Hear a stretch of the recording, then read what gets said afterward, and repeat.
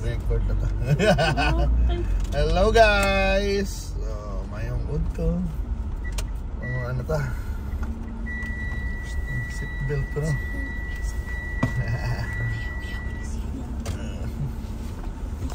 Domingong dako guys. So dire ta sa SRP agi bro.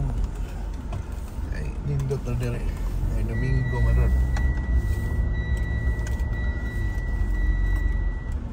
So minus ang traffic. Ayag ang dalan. Let's go. Sumusa ni mga bisikleta na labang man sad.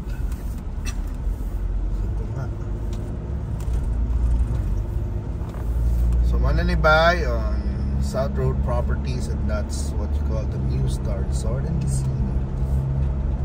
Duha na ka building ba sa una usara na ang fili ra na nani usara ni tubo.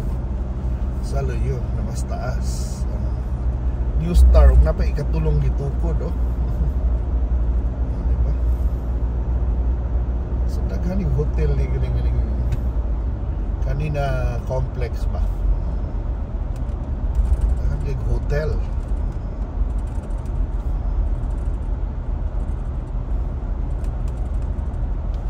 Nindot tayo lang swimming pool. Well anyway, Moni, ang Cebu. And today we're gonna talk about actually we're gonna talk about Palawan. Recently I was in San Vicente, Palawan. Kay Cebu Pacific has a flight 4 times weekly going to San Vicente, Palawan. Diba? And you know, lingaw gid ang matug like bagong lugar pa because you could discover wow, naman mga very beautiful places sa Pilipinas pa. Unspoiled pa ba? Dili pa ka nagkagtao, dili samok, dili crowded. Murag ikaw tag-iya sa beach. Diba? That's one big example is the Long Beach in San Vicente, Palawan, which happens to be the longest beach in the Philippines, 14.7 kilometers by 14 kilometros, halos 15, 14.7, taas kayo, and it's all white sand, the beach.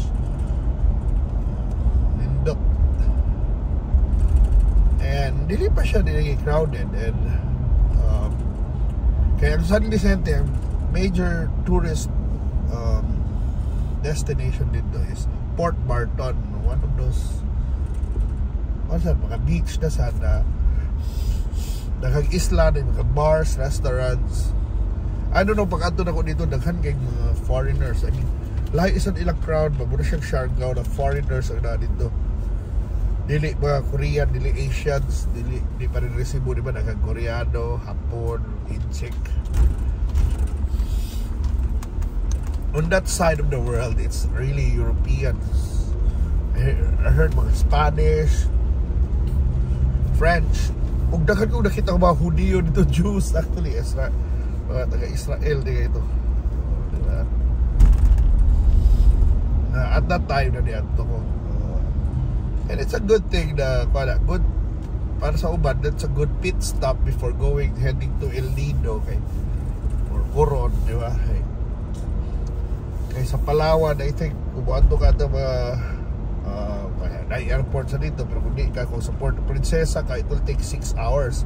Ako ba, bawin na lang diha ka sa Port Barton because it's or San Vicente because it's only 2 hours plus na paki lugar like Port Barton, so pwede sila balik na, they'll stay around 2 days dito before moving on to their next destination. Pero nakakindot ani, pwede na ang next destination nila, or for example gikan na sila dito sa mga El Nido o Coron, yan nag Port Barton sila, pwede na sila mag Cebu, diba? Update mo rin Cebu, you visit Cebu.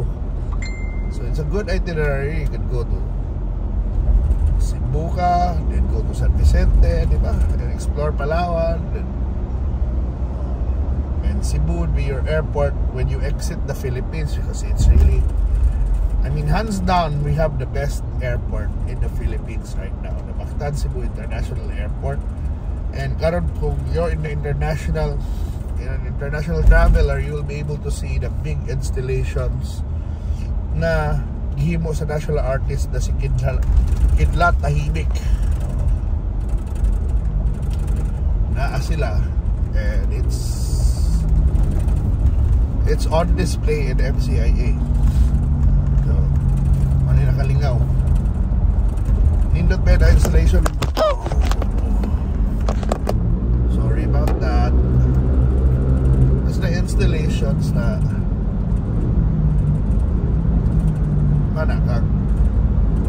na related sa kuan ato history, like itong Magellan's to Galleon, kasi mga kahoy naghimo bang muna kuan ba to represent that one. It's a good selfie, I guess, na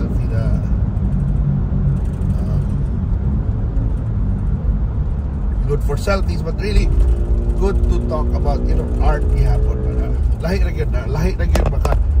gyud bika because they can afford to beautify the airport. Yung uban, di ba, maglalis pas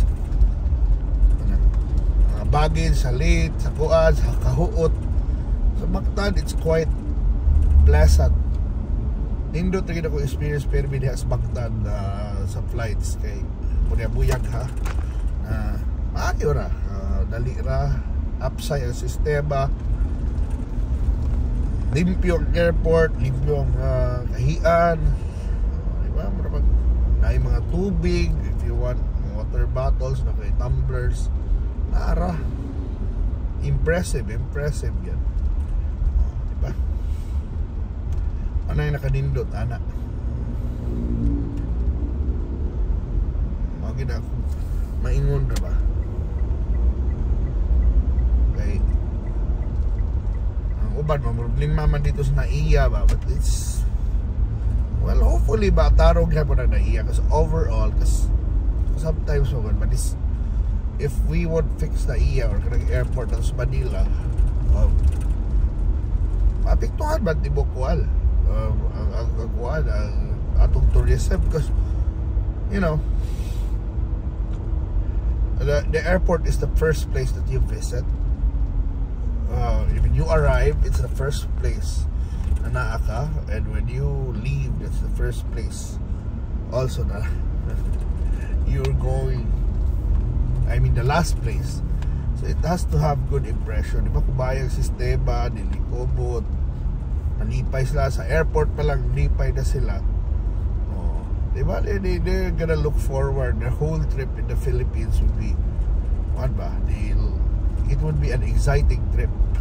Okay, kung sa airport pa lang memorable na in a negative way, wala, it could ruin the whole trip. So wala din kinalan kanang NAIA narungon sa gina nila, diba? Mag-ampo kita na mataraw na apektado man sa tana.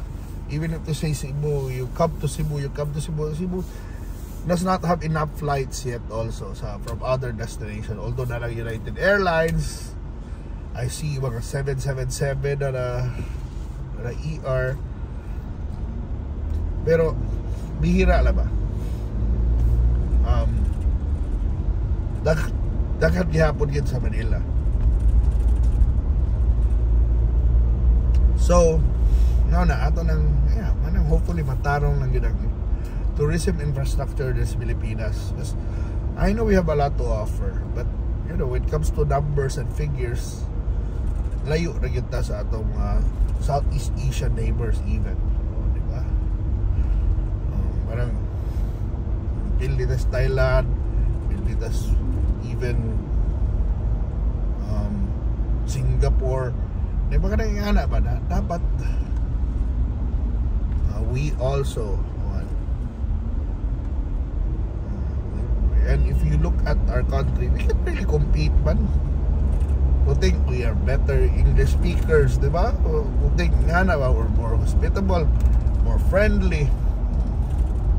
I mean, ang atong nasa tong DNA na to be welcoming to guests and visitors. So yeah, then how come we languish when it comes to tourism? So unang infrastructure kina to labanan, di ba? Naagi na to tourism infrastructure. I know we have a very productive DOT. Money na kadindot, they keep on improving and improving. Pero yeah, hopefully we make it easier sa unta ba? Easier for the challenge of us is we have 7,000 islands plus, di ba? So there's actually 7,000 reasons to explore the Philippines, but walang lisod lang ilabang-labang. So tarungan lang na nato kada sa transport, sa tourism, even mga toilets. Diba, mga hotels na to. Matarong lang na, I know we can compete well against our neighbors. Diba? The tourism is pila na ka billions of dollar. It's a big pie sa tourism, and I think dapat ay potential to grow more. And